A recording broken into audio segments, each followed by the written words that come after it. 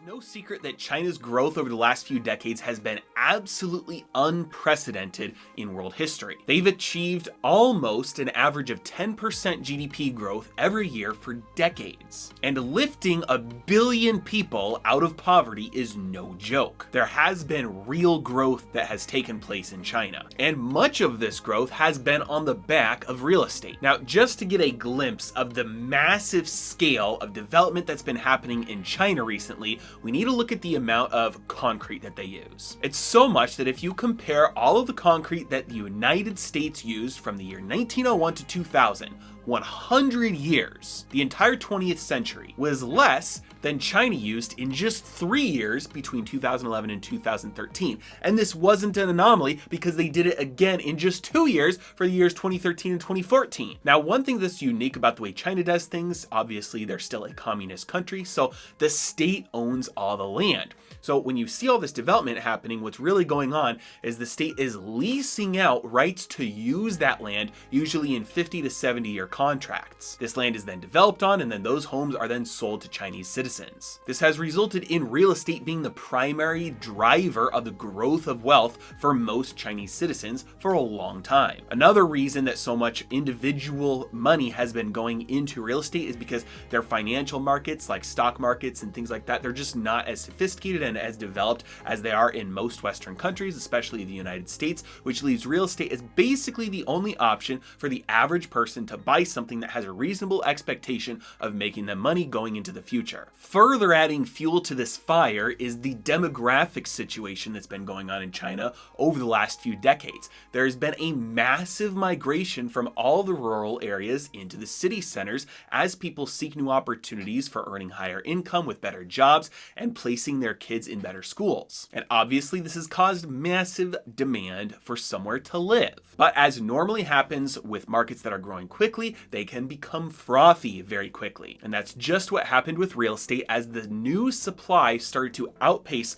the usable demand. And that's important, usable demand, because this is where the ghost cities come into play. And I'm sure we've all seen pictures and videos of these massive cities that are just, towers and towers and towers of big, huge apartment buildings and city areas that are completely abandoned. It's just eerie. Ghost cities that were developed and there's just nobody left to move into them. But this is old news. It's been happening for a while. So you might be thinking, well, they've been able to get away with building cities that nobody needs or uses or lives in for a while now. So why is it all of a sudden now causing a problem? The reason is what I alluded to earlier, which is usable demand. Despite the fact that there's way more supply than usable demand right now, there's still demand to buy these properties. In fact, all of these homes are owned and already purchased by individual Chinese citizens. The problem is that there are many people who own 2 or 3 homes, and those second and third ones are just vacant. And almost everybody is just banking on the demographic trends of the last 20 to 30 years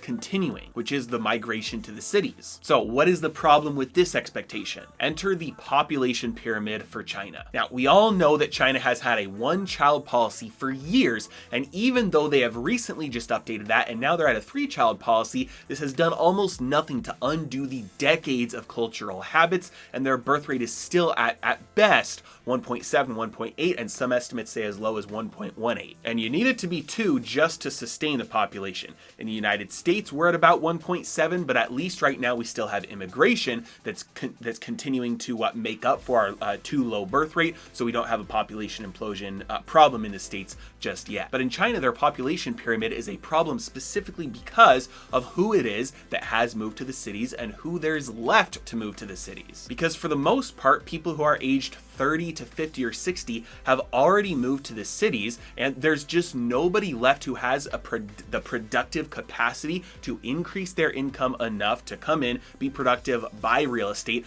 Everybody that had that capability has for the most part already done that. And the people that are left in the rural areas are for the most part too old to come in and make enough income to be able to, on net, generationally come in and purchase up all of that unused real estate. This means explains that the migration from rural to urban has likely already peaked and will only decrease into the future. And since their birth rate is in between 1.2 and 1.8, it's not like you can rely on later generations in the cities to grow up and pick up the slack. All right, now enter Evergrande. Evergrande is a real estate developer in China, among many other things. They're a massive company. They've got an electric car unit, grain, dairy, entertainment, many other things, but their core business is real estate development. And they are no small player. In fact, they carry the badge of holding more dollar debt than any real estate developer in the world. $300 billion worth, to be precise. Evergrande is so large that their debt accounts for 16% of all outstanding notes in China. Now, their debt is one of the reasons they've been able to get so big so quickly. In fact, in 2009, when they IPO'd, they had less debt than their equity. They had a net positive cash position. But this ever-increasing debt load has been like a snake eating itself by the tail, and increasingly so over the last few years. They've got a collapsing stock price, and every time they've tried to issue new debt over the last couple of years in order to pay out their old debt and fund some of their development, they've had to pay higher and higher interest rates on that debt, which is just delaying the inevitable. So it is yet to be seen how this exactly will play out. But there are a few things that we need to watch. The first thing is Chinese investors who purchased homes through Evergrande are probably just going to be wiped out. This is because Evergrande sells properties years before they're actually finished, and they use that money that investors gave them to build the properties. So there are many Chinese who will not be getting any of their money back, and for many, this is their entire life savings. Now, the other reason why this has started to unwind recently over the past couple of weeks and past couple of years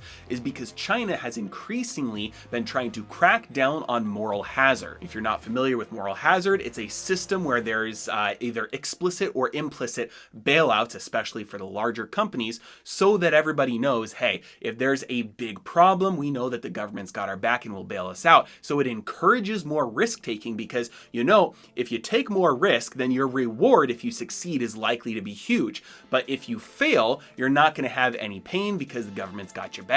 So it increases what we call moral hazard. Over the last couple of years, China's been really trying hard to crack down on this moral hazard, which is kind of funny because it's really like the opposite of what's been happening in the United States, where we're propping up failure and propping up economic loss instead of trying to crack down on moral hazard. And the reason they state is because they want the more risky businesses to either become more conservative and succeed, or let them fail so that everybody else has to become more conservative, so they see, hey, we can't just rely on the state to bail us out every time we have problems, so we need to have more robust businesses, and then long term that contributes to much more robust growth going forward. But massive companies like Evergrande might just be so big and so intertwined in the rest of the system that they force China to kind of backtrack on that policy of cracking down on moral hazard and really give them the bailout that they're looking for. And this is because it's not just individual investors who are looking to purchase a home from Evergrande that are going to be out their money. Major banks and financial institutions all throughout Asia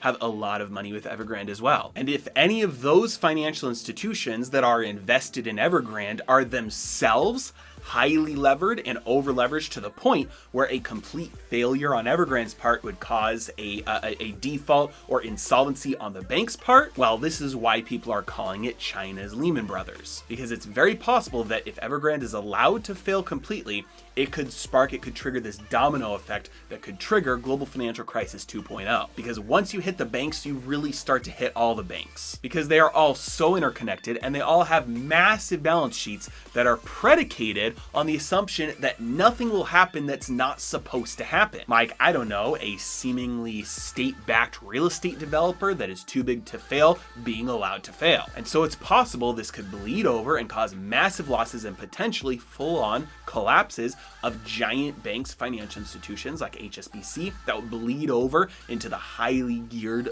banks in the Eurozone, where their balance sheets are geared to astronomical levels. You've got banks in Europe where their total market share is a small fraction of their balance sheet size, meaning that if you have losses on your balance sheet of 3, 5, 10%, that would completely wipe them out. Now, again, only something that is not supposed to be able to happen could cause something like this, because these banks are very careful to construct their balance sheets with slightly offsetting bets.